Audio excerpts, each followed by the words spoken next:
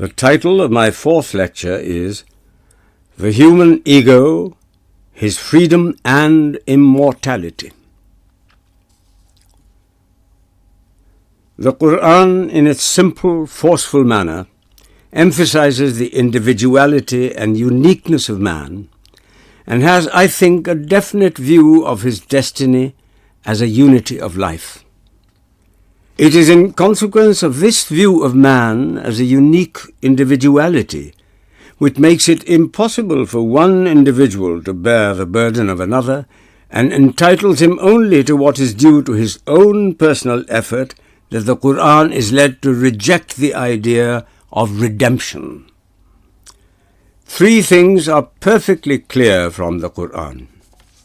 One, that man is the chosen of God. Afterwards, his Lord chose him, Adam, for himself, and turned towards him and guided him. 2. That man, with all his faults, is meant to be the representative of God on earth. When thy Lord said to the angels, "Verily, I am about to place one in my stead on earth," they said, "Wilt thou place there one who will do ill therein and shed blood when we celebrate thy praise and extol thy holiness?" God said, "Verily, I know what ye know not. And it is he who hath made you his representatives on the earth, and hath raised some of you above others by various grades, that he may try you by his gifts." And 3, that man is the trustee of a free personality, which he accepted at his peril. "Verily, we propose to the heavens and to the earth and to the mountains to receive the trust, but they refused the burden, and they feared to receive it. Man undertook to bear it, but hath proved unjust, senseless." Yet it is surprising to see that the unity of human consciousness, which constitutes the center of human personality, never really became a point of interest in the history of Muslim thought. The Mutakallimun regarded the soul as a finer kind of matter, or a mere accident which dies with the body and is recreated on the Day of Judgment. The philosophers of Islam received inspiration from Greek thought. In the case of other schools, it must be remembered that the expansion of Islam brought within its fold peoples belonging to different creed communities, such as Nestorians, Jews, Zoroastrians, whose intellectual outlook had been formed by the concepts of a culture which had long dominated the whole of Middle and Western Asia. This culture, on the whole Magian in its origin and development, has a structurally dualistic soul picture which we find more or less reflected in the theological thought of Islam. Devotional Sufism alone tried to understand the meaning of the unity of inner experience, which the Quran declares to be one of the three sources of knowledge, the other two being history and nature. The development of this experience in the religious life of Islam reached its culmination in the well-known words of Hallaj, "I am the creative truth." The contemporaries of Hallaj, as well as his successors, interpreted these words pantheistically, but the fragments of Hallaj, collected and published by the French Orientalist L. Massignon, leave no doubt that the martyr saint could not have meant to deny the transcendence of God. The true interpretation of his experience, therefore, is not the drop slipping into the sea, but the realization and bold affirmation in an undying phrase of the reality and permanence of the human ego in a profounder personality. The phrase of Hallaj seems almost a challenge flung against the Mutakallimun. The difficulty of modern students of religion, however, is that this type of experience though perhaps perfectly normal in its beginnings, points in its maturity to unknown levels of consciousness. Ibn Khaldun long ago felt the necessity of an effective scientific method to investigate these levels. Modern psychology has only recently realized the necessity of such a method, but has not yet been able to go beyond the discovery of the characteristic features of the mystic levels of consciousness. Not being yet in possession of a scientific method to deal with the type of experience on which such judgments as that of Hallaj are based, we cannot avail ourselves of its possible capacity as a knowledge-yielding experience. Nor can the concepts of theological systems, draped in the terminology of a practically dead metaphysics, be of any help to those who happen to possess a different intellectual background. The task before the modern Muslim is therefore immense. He has to rethink the whole system of Islam without completely breaking with the past. Perhaps the first Muslim who felt the urge of a new spirit in him was Shah Waliullah of Delhi. The man, however, who fully realized the importance and immensity of the task, and whose deep insight into the inner meaning of the history of Muslim thought and life, combined with a broad vision engendered by his wide experience of men and manners, the man who would have been made a living link between the past and the future, was Jamaluddin Afghani. If his indefatigable but divided energy could have devoted itself entirely to Islam as a system of human belief and conduct, the world of Islam, intellectually speaking, would have been on a much more solid ground today. The only course open to us is to approach modern knowledge with a respectful but independent attitude, and to appreciate the teachings of Islam in the light of that knowledge, even though we may be led to differ from those who have gone before us. This I propose to do in regard to the subject of the present lecture. In the history of modern thought, it is Bradley who furnishes the best evidence for the impossibility of denying reality to the ego. In his ethical studies, he assumes the reality of the self. In his logic, he takes it only as a working hypothesis. It is in his appearance and reality that he subjects the ego to a searching examination. Indeed, his 2 chapters on the meaning and reality of the self may be regarded as a kind of modern Upanishad of the unreality of the Jivatma. According to him, the test of reality is freedom from contradiction. And since his criticism discovers the finite center of experience to be infected with irreconcilable oppositions of change and permanence, unity and diversity, the ego is a mere illusion.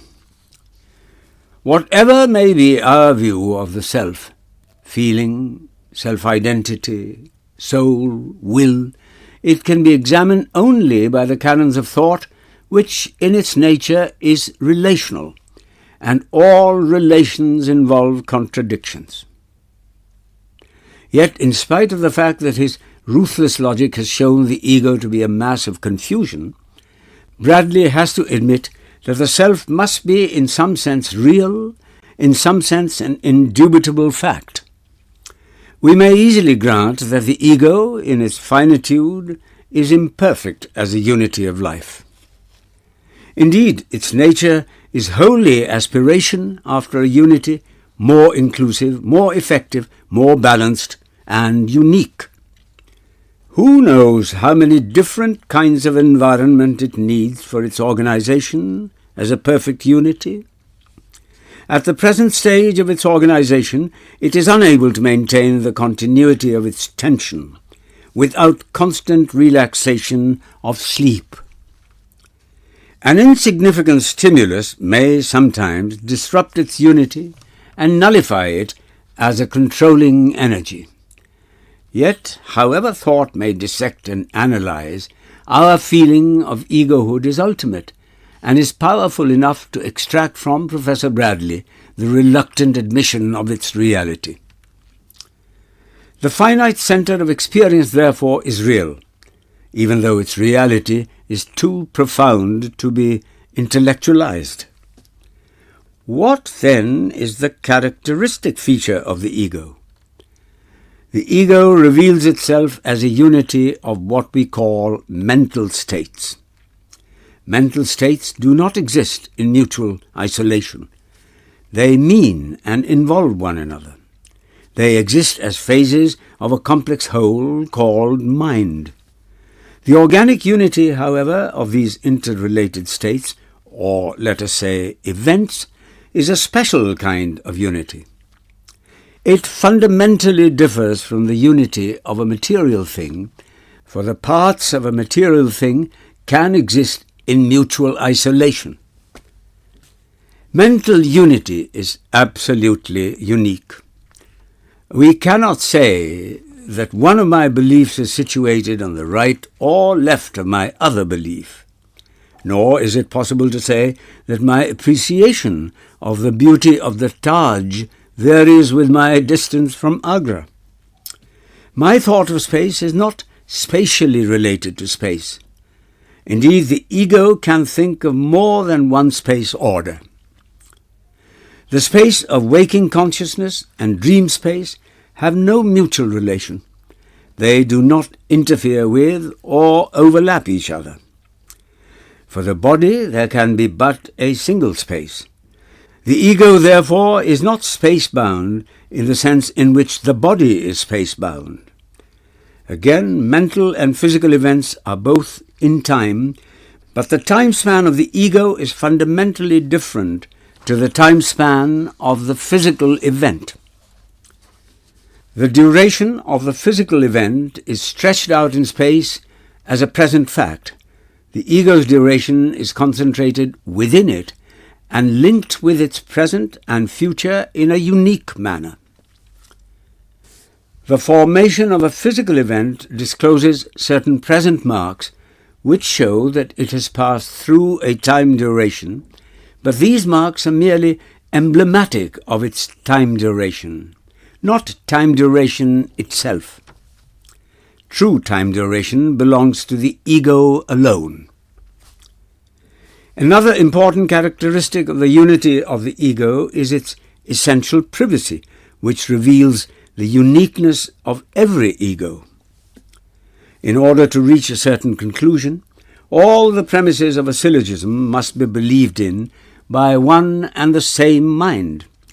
If I believe in the proposition, all men are mortal, and another mind believes in the proposition, Socrates is a man, no inference is possible. It is possible only if both the propositions are believed in by me. Again, my desire for a certain thing is essentially mine. Its satisfaction means my private enjoyment. If all mankind happen to desire the same thing, the satisfaction of their desire will not mean the satisfaction of my desire when I do not get the thing desired. The dentist may sympathize with my toothache, but cannot experience the feeling of my toothache. My pleasures, pains, and desires are exclusively mine, forming a part and parcel of my private ego alone. My feelings, hates and loves, judgments and resolutions are exclusively mine. God himself cannot feel, judge, and choose for me when more than one course of action are open to me. Similarly, in order to recognize you, I must have known you in the past.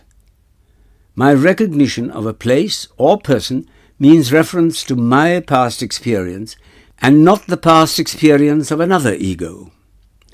It is this unique interrelation of our mental states that we express by the word I, and it is here that the great problem of psychology begins to appear. What is the nature of this I? To the Muslim school of theology, of which Ghazali is the chief exponent, The ego is a simple, indivisible and immutable soul substance entirely different from the group of our mental states and unaffected by the passage of time. Our conscious experience is a unity because our mental states are related, as so many qualities, to this simple substance which persists unchanged during the flux of its qualities. My recognition of you is possible only if I persist unchanged between the original perception and the present act of memory. The interest of this school, however, was not so much psychological as metaphysical. But whether we take the soul entity as an explanation of the facts of our conscious experience, or as a basis for immortality, I am afraid it serves neither psychological nor metaphysical interest. Kant's fallacies of pure reason are well known to the student of modern philosophy. The I think, which accompanies every thought, is, according to Kant, a purely formal condition of thought, and the transition from a purely formal condition of thought to ontological substance is logically illegitimate. Even apart from Kant's way of looking at the subject of experience, the indivisibility of a substance does not prove its indestructibility. For the indivisible substance, as Kant himself remarks, may gradually disappear into nothingness like an intensive quality, or cease to exist all of a sudden. Nor can this static view of substance serve any psychological interest. In the first place, it is difficult to regard the elements of our conscious experience as qualities of a soul substance, in the sense in which, for instance, the weight of a physical body is the quality of that body. Observation reveals experience to be particular acts of reference, and as such they possess a specific being of their own. They constitute, as Laird acutely remarks, a new world, and not merely new features in an old world. Secondly, even if we regard experiences as qualities, we cannot discover how they inhere in the soul substance.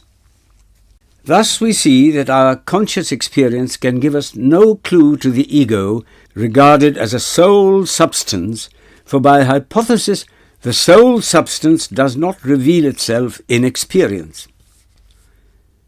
And it may further be pointed out that in view of the improbability of different soul substances controlling the same body at different times, the theory can offer no adequate explanation of phenomena such as alternating personality, formally explained by the temporary possession of the body by evil spirits.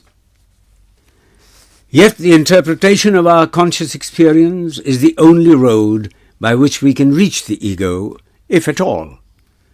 Let us therefore turn to modern psychology and see what light it throws on the nature of the ego. William James conceives consciousness as a stream of thought, a conscious flow of changes with a felt continuity. He finds a kind of gregarious principle working in our experiences, which have, as it were, hooks on them, and thereby catch up one another in the flow of mental life. The ego consists of the feelings of personal life and is, as such, part of the system of thought. Every pulse of thought, present or perishing, is an indivisible unity which knows and recollects. The appropriation of the passing pulse by the present pulse of thought and that of the present by its successor is the ego. This description of our mental life is extremely ingenious, but not, I venture to think, true to consciousness as we find it in ourselves. Consciousness is something single, presupposed in all mental life, and not bits of consciousness mutually reporting to one another. This view of consciousness, far from giving us any clue to the ego, entirely ignores the relatively permanent element in experience. There is no continuity of being between the passing thoughts. When one of these is present, the other has totally disappeared. And how can the passing thought, which is irrevocably lost, be known and appropriated by the present thought? I do not mean to say that the ego is over and above the mutually penetrating multiplicity we call experience. Inner experience is the ego at work. We appreciate the ego itself in the act of perceiving, judging, and willing. The life of the ego is a kind of tension, caused by the ego invading the environment and the environment invading the ego. The ego does not stand outside this arena of mutual invasion. It is present in it as a directive energy and is formed and disciplined by its own experience. The Quran is clear on this directive function of the ego. And they ask thee of the soul, say, the soul proceeded from my Lord's amr, command, but of knowledge only a little to you is given. In order to understand the meaning of the word amr, we must remember the distinction which the Quran draws between amr and khalq. Pringle Patterson deplores that the English language possesses only one word, creation, to express the relation of God and the universe of extension on the one hand, and the relation of God and the human ego on the other. The Arabic language is, however, more fortunate in this respect. It has two words, khalq and amr, to express the two ways in which the creative activity of God reveals itself to us. Khalq is creation, amr is direction. As the Quran says, to him belong creation and direction. The verse quoted above means that the essential nature of the soul is directive, as it proceeds from the directive energy of God, though we do not know how divine. Amr functions as ego unities. The personal pronoun used in the expression Rabbi, my Lord, throws further light on the nature and behavior of the ego. It is meant to suggest that the soul must be taken as something individual and specific, with all the variations in the range, balance, and effectiveness of its unity. Every man acteth after his own manner, but your Lord well knoweth who is best guided in the path. Thus, my real personality is not a thing, it is an act. My experience is only a series of acts, mutually referring to one another and held together by the unity of a directive purpose. My whole reality lies in my directive attitude. You cannot perceive me like a thing in space or a set of experiences in temporal order. You must interpret, understand, and appreciate me in my judgments, in my will attitudes, aims, and aspirations. The next question is, how does the ego emerge within the spatio-temporal order? The teaching of the Quran is perfectly clear on this point. Now of the fine clay have we created man. Then we placed him, a moist germ, in a safe abode. Then made we the moist germ a clot of blood. Then made the clotted blood into a piece of flesh. Then made the piece of flesh into bones. And we clothed the bones with flesh.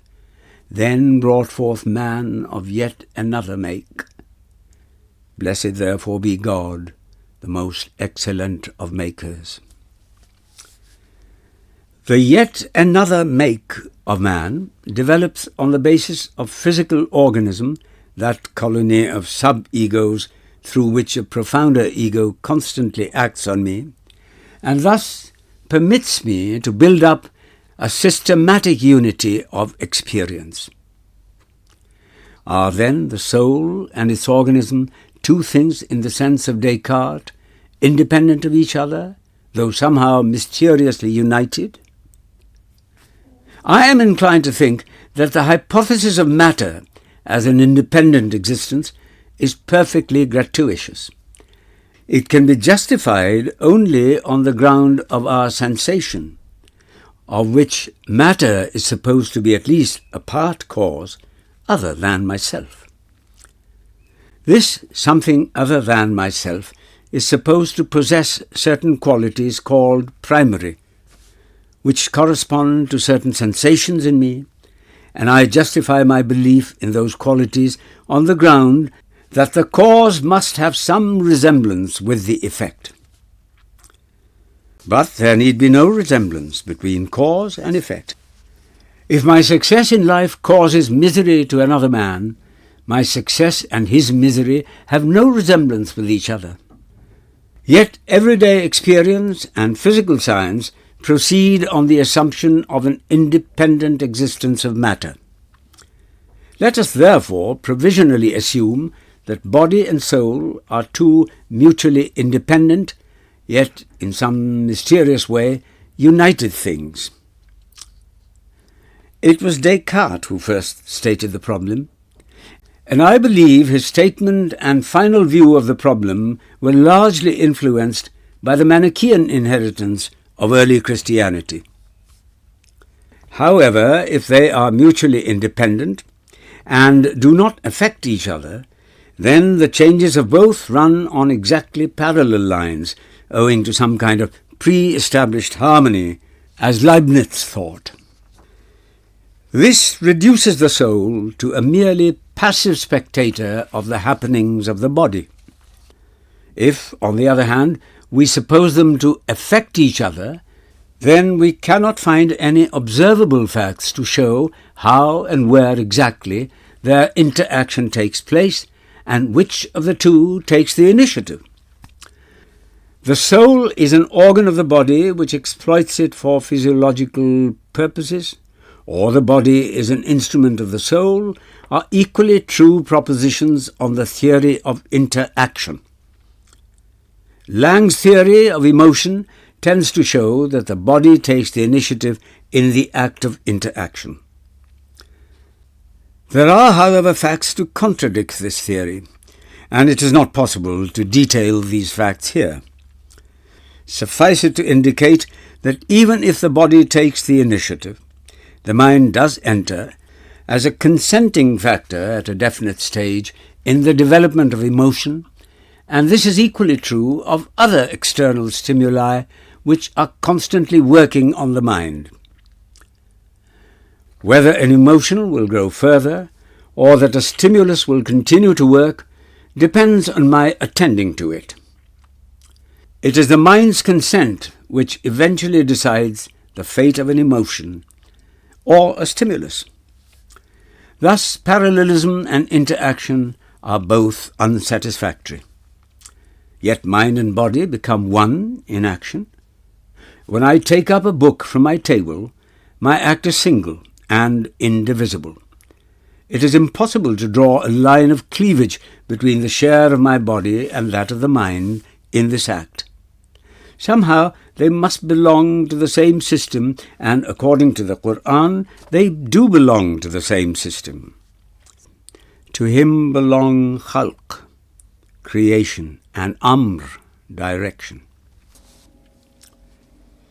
How is such a thing conceivable? We have seen that the body is not a thing situated in an absolute void. It is a system of events or acts. The system of experiences we call soul or ego is also a system of acts. This does not obliterate the distinction of soul and body. It only brings them closer to each other. The characteristic of the ego is spontaneity. The acts composing the body repeat themselves. The body is accumulated action or habit of the soul, and as such, undetachable from it. It is a permanent element of consciousness which, in view of this permanent element, appears from the outside as something stable. What then is matter? a colony of egos of a low order, out of which emerges the ego of a higher order when their association and interaction reach a certain degree of coordination. It is the world reaching the point of self-guidance wherein the ultimate reality perhaps reveals its secret and furnishes a clue to its ultimate nature. The fact that the higher emerges out of the lower does not rob the higher of its worth and dignity. It is not the origin of a thing that matters. It is the capacity, the significance, and the final reach of the emergent that matters. Even if we regard the basis of soul life as purely physical, it by no means follows that the emergent can be resolved into what has conditioned its birth and growth. The emergent, as the advocates of the emergent evolution teach us, is an unforeseeable and novel fact on its own plane of being and cannot be explained mechanistically. Indeed, the evolution of life shows that though in the beginning the mental is dominated by the physical, the mental, as it grows in power, tends to dominate the physical and may eventually rise to a position of complete independence. Nor is there such a thing as a purely physical level in the sense of possessing a materiality, elementally incapable of evolving the creative synthesis we call life and mind, and needing a transcendental deity to impregnate it with the sentient and the mental. The ultimate ego that makes the emergent emerge is immanent in nature and is described by the Quran as the first and the last, the visible and the invisible. This view of the matter raises a very important question. We have seen that the ego is not something rigid. It organizes itself in time and is formed and disciplined by its own experience. It is further clear that streams of causality flow into it from nature and from it to nature. Does the ego then determine its own activity? If so, how is the self-determination of the ego related to the determinism of the spatio-temporal order? Is personal causality a special kind of causality, or only a disguised form of the mechanism of nature? It is claimed that the two kinds of determinism are not mutually exclusive, and that the scientific method is equally applicable to human action. The human act of deliberation is understood to be a conflict of motives which are conceived not as the ego's own present or inherited tendencies of action or inaction, but as so many external forces fighting one another, gladiator-like, on the arena of the mind. Yet the final choice is regarded as a fact determined by the strongest force and not by the resultant of contending motives like a purely physical effect. I am, however, firmly of the opinion that the controversy between the advocates of mechanism and freedom arises from a wrong view of intelligent action, which modern psychology, unmindful of its own independence as a science, possessing a special set of facts to observe, was bound to take on account of its slavish imitation of physical sciences. The view that ego activity is a succession of thoughts and ideas, ultimately resolvable to units of sensations, is only another form of atomic materialism, which forms the basis of modern science. Such a view could not but raise a strong presumption in favor of a mechanistic interpretation of consciousness. There is, however, some relief in thinking that the new German psychology, known as configuration psychology, may succeed in securing the independence of psychology as a science, just as the theory of emergent evolution may eventually bring about the independence of biology. This newer German psychology teaches us that a careful study of intelligent behavior discloses the fact of insight over and above the mere succession of sensations.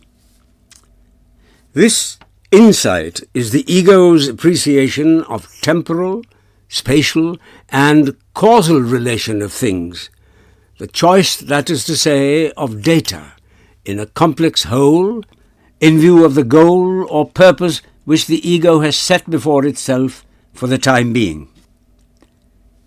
It is this sense of striving in the experience of purposive action and the success which I actually achieve in reaching my ends that convinces me of my efficiency as a personal cause.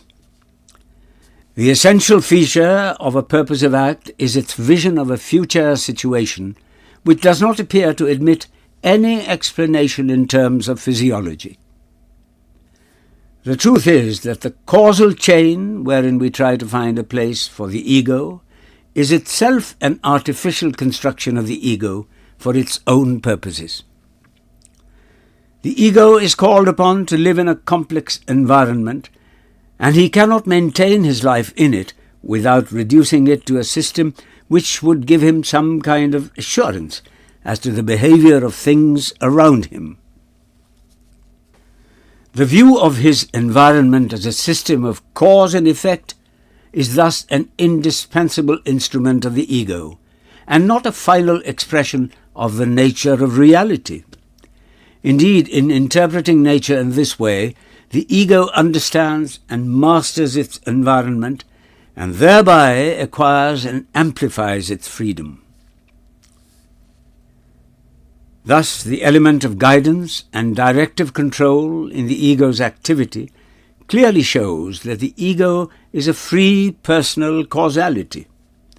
He shares in the life and freedom of the ultimate ego, who, by permitting the emergence of a finite ego capable of private initiative, has limited this freedom of his own free will.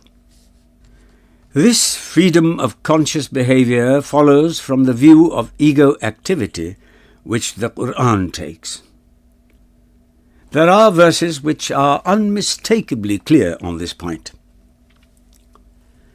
And say, the truth is from your Lord. Let him then who will believe, and let him who will be an unbeliever. If ye do well to your own behoof, will ye do well? And if ye do evil against yourselves, will ye do it? Indeed, Islam recognizes a very important fact of human psychology, that is, the rise and fall of the power to act freely, and is anxious to retain the power to act freely as a constant and undiminished factor in the life of the ego. The timing of the daily prayer, which, according to the Quran, restores self-possession to the ego by bringing it into closer touch with the ultimate source of life and freedom, is intended to save the ego from the mechanizing effects of sleep and business.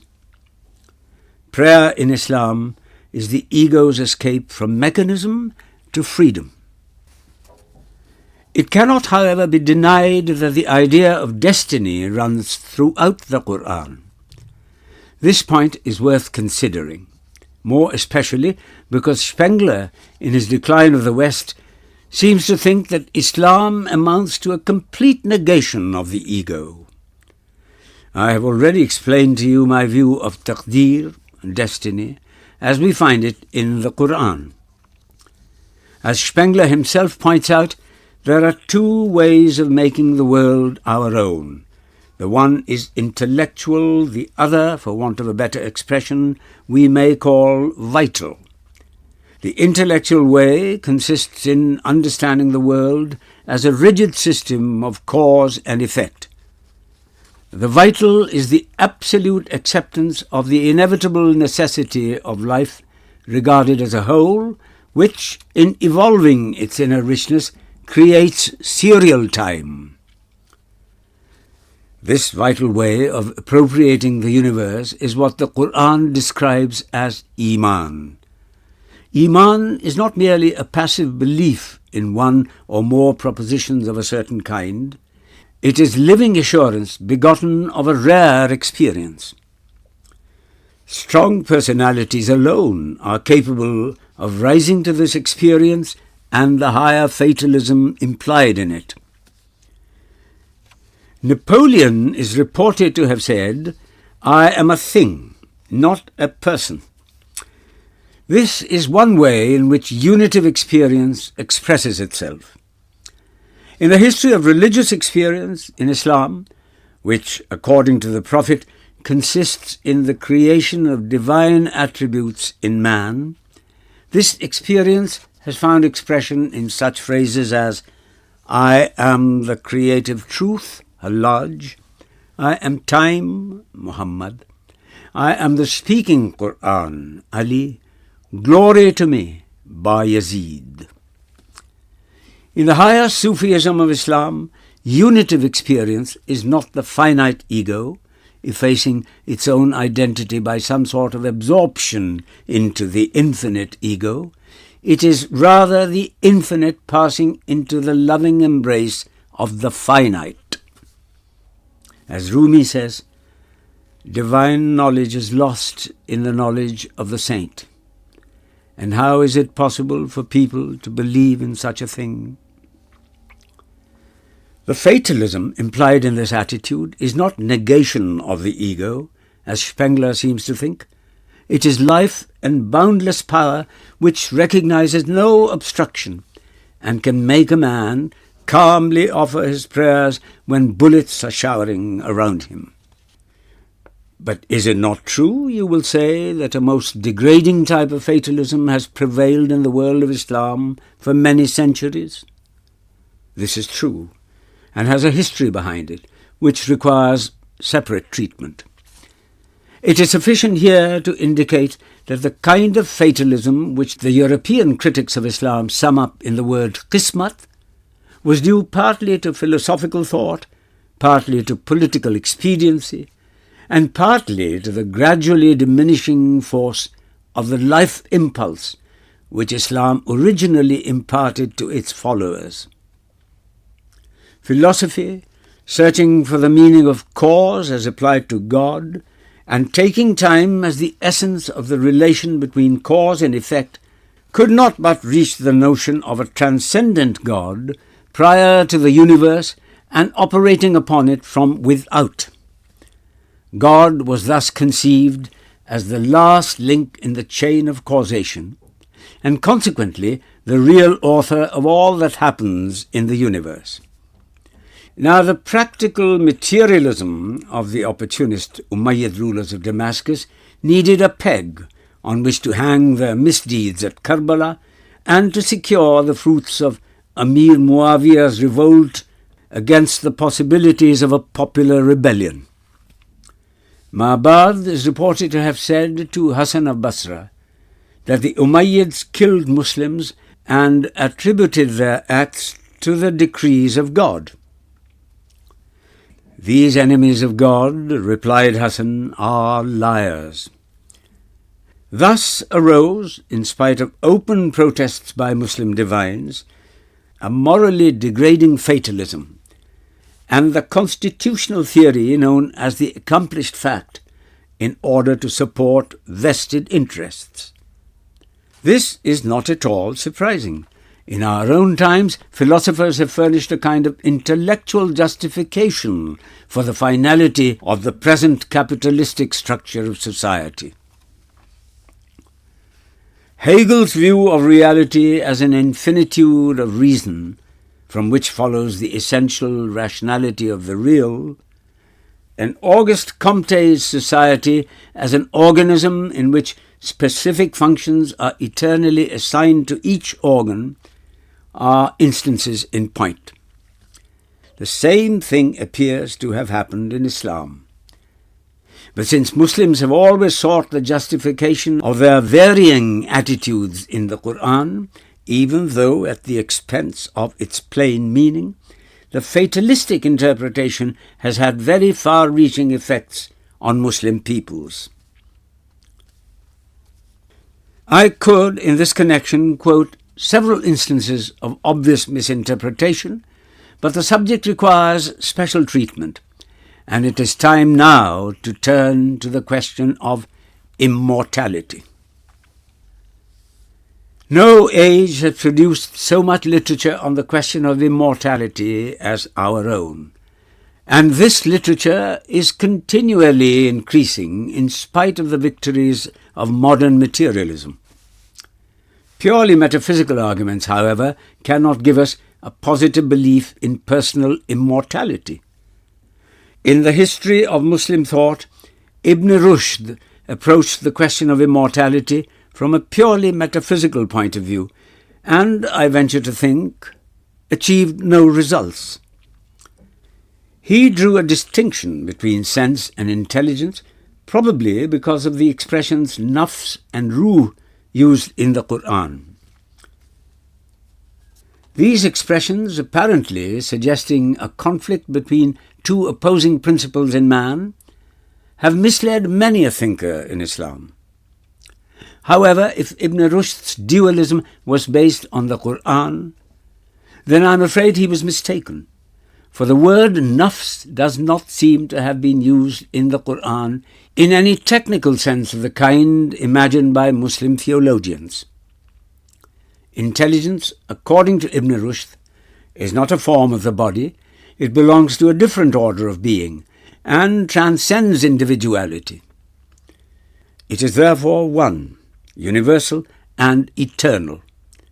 This obviously means that since unitary intellect transcends individuality, its appearance as so many unities in the multiplicity of human persons is a mere illusion.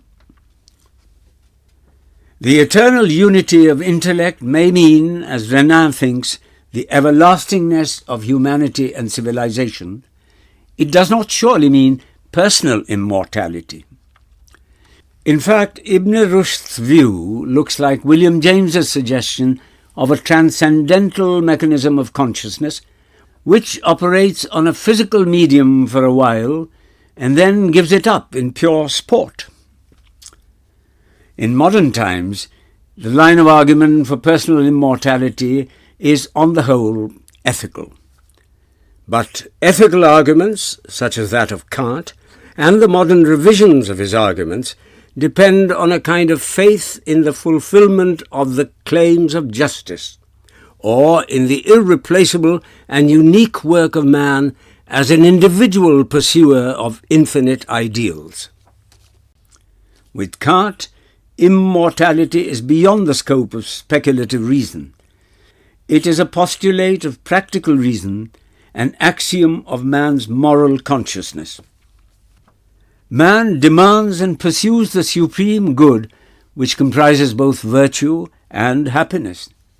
But virtue and happiness, duty and inclination, are, according to Kant, heterogeneous notions. Their unity cannot be achieved within the narrow span of the pursuer's life in this sensible world. We are therefore driven to postulate immortal life for the person's progressive completion of the unity of the mutually exclusive notions of virtue and happiness and the existence of God, eventually to effectuate this confluence. It is not clear, however, why the consummation of virtue and happiness should take infinite time, and how God can effectuate the confluence between mutually exclusive notions. This inconclusiveness of metaphysical arguments has led many thinkers to confine themselves to meeting the objections of modern materialism, which rejects immortality, holding that consciousness is merely a function of the brain, and therefore ceases with the cessation of the brain process. William James thinks that this objection to immortality is valid only if the function in question is taken to be productive. The mere fact that certain mental changes vary concomitantly with certain bodily changes does not warrant the inference that mental changes are produced by bodily changes. The function is not necessarily productive. It may be permissive or transmissive, like the function of the trigger of a crossbow or that of a reflecting lens. This view, which suggests that our inner life is due to the operation in us of a kind of transcendental mechanism of consciousness, somehow choosing a physical medium for a short period of sport, does not give us any assurance of the continuance of the content of our actual experience. I have already indicated in these lectures the proper way to meet materialism. Science must necessarily select for study certain specific aspects of reality only and exclude others. It is pure dogmatism on the part of science to claim that the aspects of reality selected by it are the only aspects to be studied. No doubt man has a spatial aspect, but this is not the only aspect of man.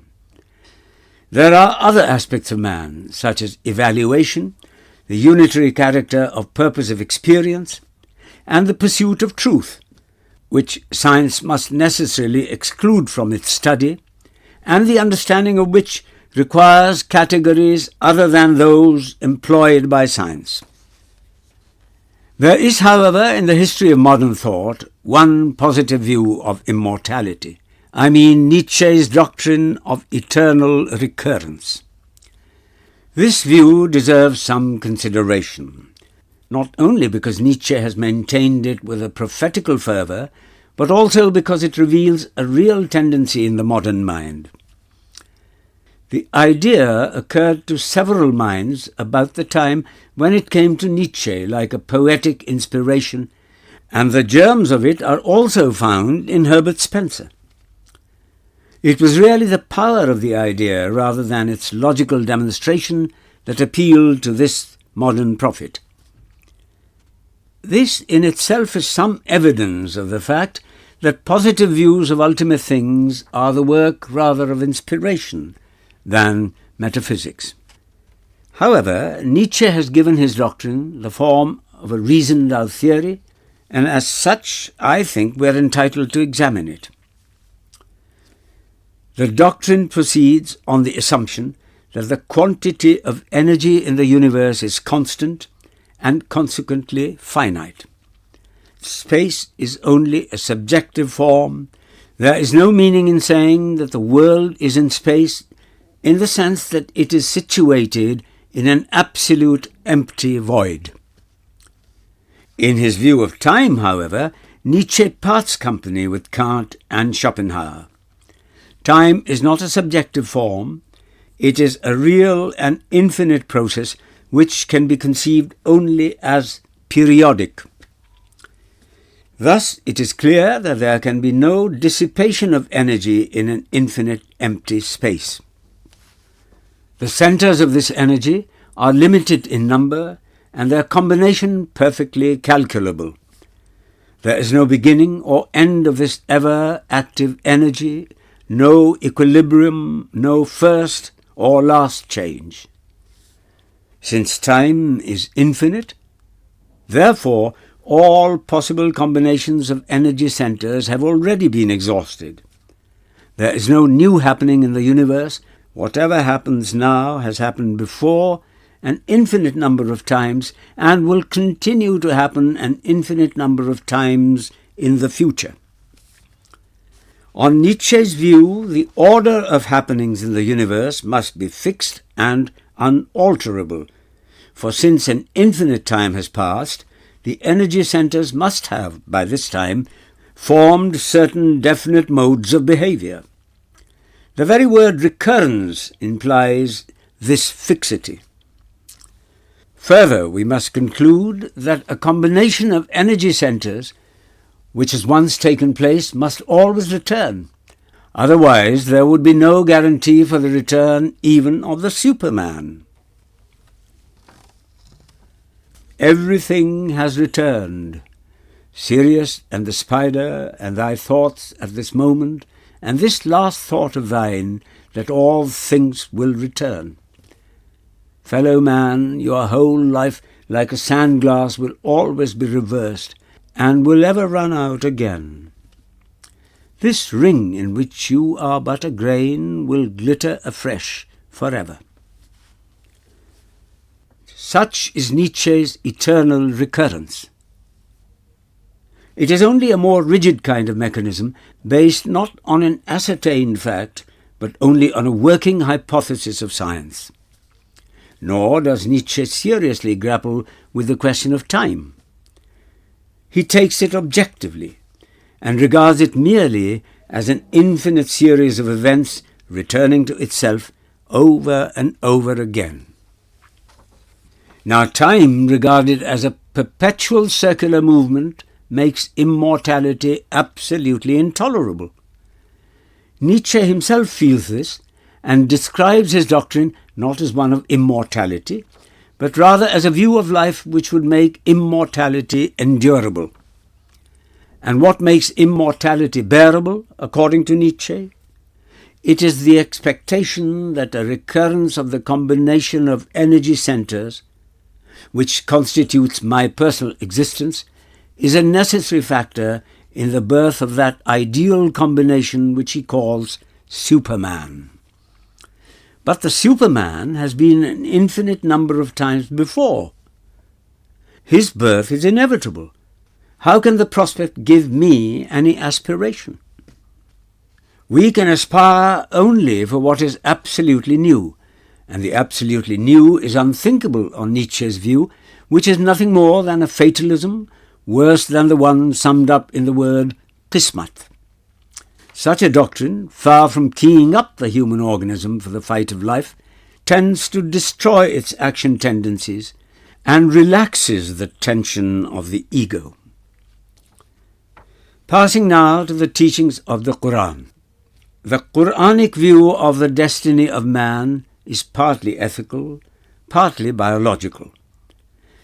I say partly biological because the Quran makes in this connection certain statements of a biological nature which we cannot understand without a deeper insight into the nature of life.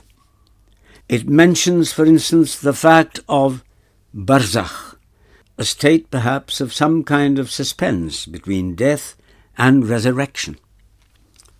Resurrection too appears to have been differently conceived. The Quran does not base its possibility, like Christianity, on the evidence of the actual resurrection of an historic person. It seems to take and argue resurrection as a universal phenomenon of life, in some sense true even of birds and animals.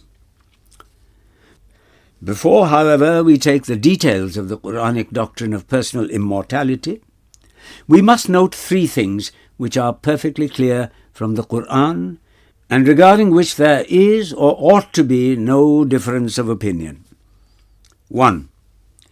That the ego has a beginning in time and did not pre-exist its emergence in the spatio-temporal order. This is clear from the verse which I cited a few minutes ago. 2. That according to the Quranic view there is no possibility of return to this earth. This is clear from the following verses. When death overtaketh one of them, he saith, Lord, send me back again, that I may do the good that I have left undone. By no means these are the very words which he shall speak, but behind them is a barrier, barzakh, until the day when they shall be raised again. And by the moon, when at her full, that from state to state shall ye be surely carried onward.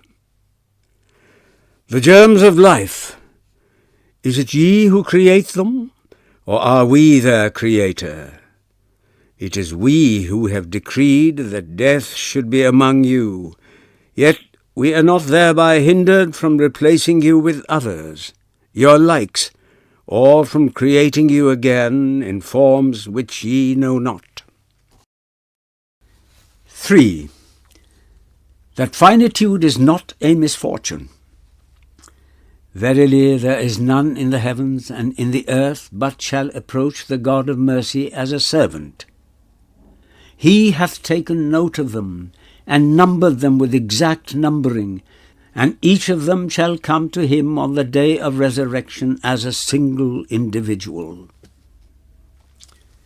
This is a very important point, and must be properly understood with a view to securing a clear insight into the Islamic theory of salvation. It is with the irreplaceable singleness of his individuality that finite ego will approach the infinite ego to see for himself the consequences of his past action and to judge the possibilities of his future. And every man's fate have we fastened about his neck, and on the day of resurrection will we bring forthwith to him a book which shall be proffered to him wide open. Read thy book. There needeth none but thyself to make out an account against thee this day. Whatever may be the final fate of man, it does not mean the loss of individuality. The Quran does not contemplate complete liberation from finitude as the highest state of human bliss. The unceasing reward of man consists in his gradual growth in self-possession, in uniqueness, and intensity of his activity as an ego. Even the scene of universal destruction immediately preceding the day of judgment cannot affect the perfect calm of a full-grown ego. And there shall be a blast on the trumpet, and all who are in the heavens and all who are in the earth shall faint away, save those in whose case God wills otherwise. Who can be the subject of this exception but those in whom the ego has reached the very highest point of intensity? And the climax of this development is reached when the ego is able to retain full self-possession, even in the case of a direct contact with the all-embracing ego. As the Quran says of the Prophet's vision of the ultimate ego, his eye turned not aside, nor did it wander. This is the ideal of perfect manhood in Islam. Nowhere has it found a better literary expression than in a Persian verse which speaks of the Holy Prophet's experience of divine illumination. Musa ze hush raft ba yak jalwaye sifat, tu ayn zat mi nigari dar tabassumi. Moses fainted away by a mere surface illumination of reality. Thou seest the very substance of reality with a smile. Pantheistic Sufism obviously cannot favour such a view and suggests difficulties of a philosophical nature.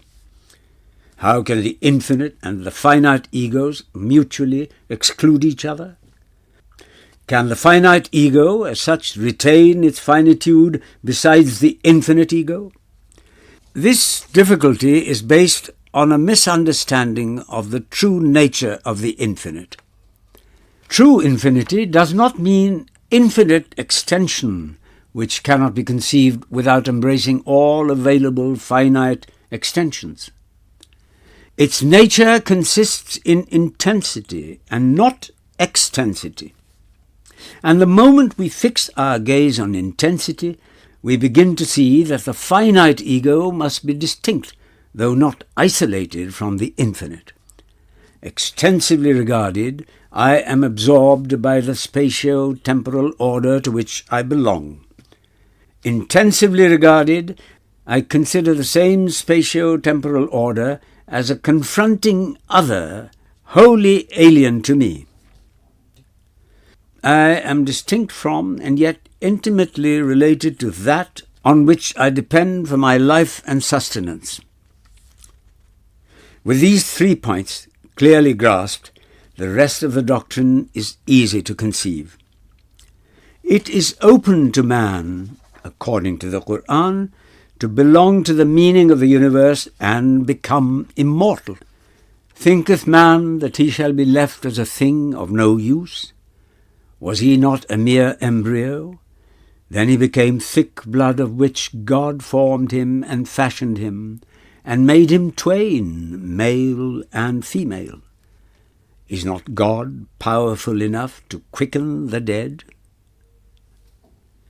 It is highly improbable that a being whose evolution has taken millions of years should be thrown away as a thing of no use. But it is only as an ever-growing ego that he can belong to the meaning of the universe. By the soul, and he who hath balanced it, and hath shown to it ways of wickedness and piety, blessed is he who hath made it grow, and undone is he who hath corrupted it. And how to make the soul grow and save it from corruption? By action. Blessed be he in whose hand is the kingdom, and over all things is he potent who hath created death and life to test which of you is the best in point of deed, and he is the mighty and forgiving. Life offers a scope for ego activity, and death is the first test of the synthetic activity of the ego. There are no pleasure-giving and pain-giving acts. There are only ego-sustaining and ego-dissolving acts. It is the deed that prepares the ego for dissolution or disciplines him for a future career. The principle of the ego-sustaining deed is respect for the ego in myself as well as in others. Personal immortality, then, is not ours as of right. It is to be achieved by personal effort. Man is only a candidate for it. The most depressing error of materialism is the supposition that finite consciousness exhausts its object. Philosophy and science are only one way of approaching that object. There are other ways of approach open to us, and death, if present action has sufficiently fortified the ego against the shock that physical dissolution brings, is only a kind of passage to what the Quran describes as barzakh. The records of Sufistic experience indicate that barzakh is a state of consciousness characterized by a change in the ego's attitude towards time and space. There is nothing improbable in it. It was Helmholtz who first discovered that nervous excitation takes time to reach consciousness. If this is so, our present physiological structure is at the bottom of our present view of time, and if the ego survives the dissolution of this structure, a change in our attitude towards time and space seems perfectly natural. Nor is such a change wholly unknown to us. The enormous condensation of impressions which occurs in our dream life and the exaltation of memory which sometimes takes place at the moment of death disclose the ego's capacity for different standards of time. The state of barzakh, therefore, does not seem to be merely a passive state of expectation. It is a state in which the ego catches a glimpse of fresh aspects of reality and prepares himself for adjustment to these aspects. It must be a state of great psychic unhingement, especially in the case of full-grown egos who have naturally developed fixed modes of operation on a specific spatio-temporal order, and may mean dissolution to less fortunate ones. However, the ego must continue to struggle until he is able to gather himself up and win his resurrection. The resurrection, therefore, is not an external event. It is the consummation of a life process within the ego. Whether individual or universal, it is nothing more than a kind of stock-taking of the ego's past achievements and his future possibilities. The Quran argues the phenomenon of re-emergence of the ego on the analogy of his first emergence. Man saith, "What? After I am dead, shall I in the end be brought forth alive? Doth not man bear in mind that we made him at first when he was naught? It is we who have decreed that death should be among you. Yet we are not thereby hindered from replacing you with others, your likes, or from producing you in a form which ye know not. Ye have known the first creation. Will ye not reflect?" How did man first emerge? This suggestive argument, embodied in the last verses of the two passages quoted above, did in fact open a new vista to Muslim philosophers. It was Jahiz who first hinted at the changes in animal life caused by migrations and environment generally. The association known as the Brethren of Purity further amplified the views of Jahiz. Ibn Maskawayh, however, was the first Muslim thinker to give a clear and, in many respects, thoroughly modern theory of the origin of man.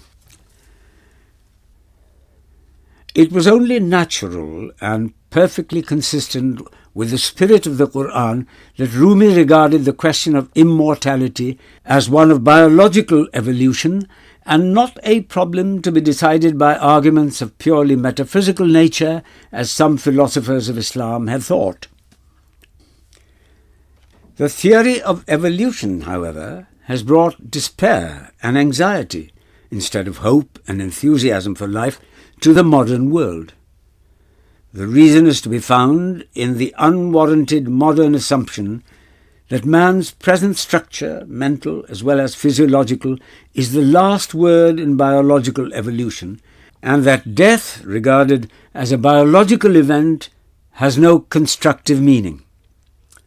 The world of today needs a Rumi to create an attitude of hope and to kindle the fire of enthusiasm for life. His inimitable lines may be quoted here. First man appeared in the class of inorganic things. Next he passed there from into that of plants. For years he lived as one of the plants, remembering naught of his inorganic state so different. And when he passed from the vegetative to the animal state, he had no remembrance of his state as a plant, except the inclination he felt to the world of plants, especially at the time of spring and sweet flowers, like the inclination of infants towards their mothers, which know not the cause of their inclination to the breast. Again the great Creator, as you know, drew man out of the animal into the human state. Thus man passed from one order of nature to another, till he became wise and knowing and strong as he is now. Of his first souls he has now no remembrance, and he will be again changed from his present soul. The point, however, which has caused much difference of opinion among Muslim philosophers and theologians is whether the re-emergence of man involves the re-emergence of his former physical medium. Most of them, including Shah Waliullah, the last great theologian of Islam, are inclined to think that it does involve at least some kind of physical medium suitable to the ego's new environment. It seems to me that this view is mainly due to the fact that the ego as an individual is inconceivable without some kind of local reference or empirical background. The following verses, however, throw some light on the point. What, when dead and turned to dust, shall we rise again? Remote is such a return. Now know we what the earth consumeth of them, and with us is a book in which account is kept. To my mind, these verses clearly suggest that the nature of the universe is such that it is open to it to maintain in some other way the kind of individuality necessary for the final working out of human action, even after the disintegration of what appears to specify his individuality in his present environment. What that other way is, we do not know. Nor do we gain any further insight into the nature of the second creation by associating it with some kind of body, however subtle it may be. The analogies of the Quran only suggest it as a fact. They are not meant to reveal its nature and character. Philosophically speaking, therefore, we cannot go further than this, that in view of the past history of man, it is highly improbable that his career should come to an end with the dissolution of his body. However, according to the teachings of the Quran, the ego's re-emergence brings him a sharp sight, whereby he clearly sees his self-built fate fastened round his neck. Heaven and hell are states, not localities. The descriptions in the Quran are visual representations of an inner fact, that is, character. Hell, in the words of the Quran, is God's kindled fire which mounts above the hearts, the painful realization of one's failure as a man. Heaven is the joy of triumph over the forces of disintegration. There is no such thing as eternal damnation in Islam. The word eternity, used in certain verses relating to hell, is explained by the Quran itself to mean only a period of time. Time cannot be wholly irrelevant to the development of personality. Character tends to become permanent. Its reshaping must require time. Hell, therefore, as conceived by the Quran, is not a pit of everlasting torture inflicted by a revengeful God. It is a corrective experience which may make a hardened ego once more sensitive to the living breeze of divine grace. Nor is heaven a holiday. Life is one and continuous.